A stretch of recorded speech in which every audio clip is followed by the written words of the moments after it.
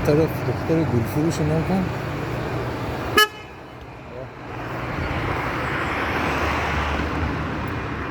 ای دختر گل فروش، گل و ارزون نفروش، خودم باغ بدونم، قدر گل رو میدونم، تو بیا با من بجوش، گل و ارزون نفروش، تو بیا با من بجوش، گل و ارزون نفروش، گل و ارزون نفروش.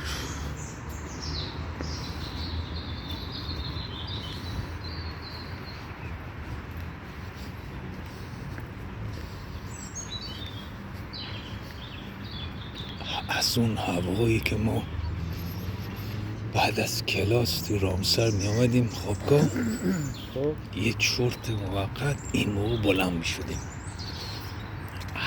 یه گده مثلا می رفتن لب دریا فوتبال بازی میکنن، یه گده می رفتن تو شهر.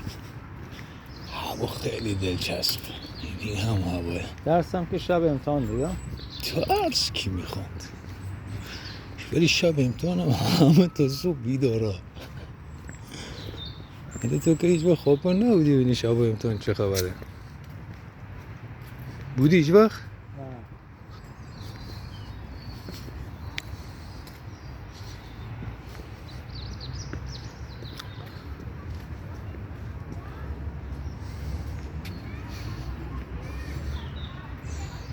میخوای جلو هم بریم؟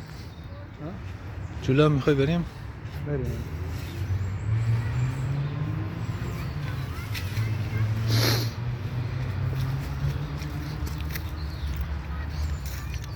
همون جایی بود که ما گیر کردیم ها.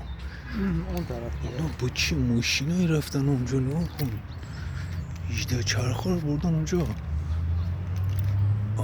این دیگه این قسمت کار این ندیده بودم.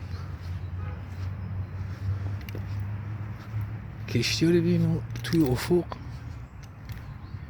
1 2 3 4 5 6 7 8. یکی از آیتم هایی که خیلی قشنگه به نظرم سوار یک کشتی مسافری شدن. سفر با کشتی کلا. حتی من سفر با کشتی کردم و تو دریا خزر سفر با کشتی نرفتم. تو کاسپیان سی. ببین چه گوشت خوشمزه اینجا رسیده. This is Caspian Sea, beautiful sea in Iran North.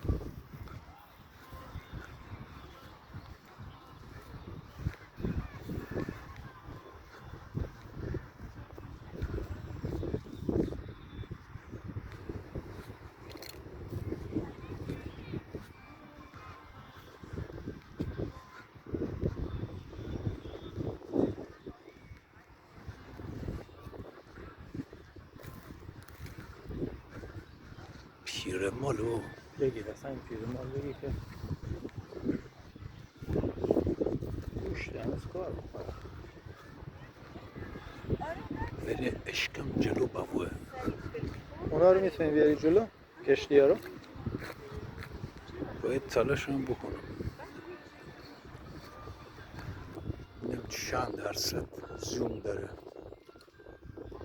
خارا به پاد نره، مواظب باش. نگاه کن.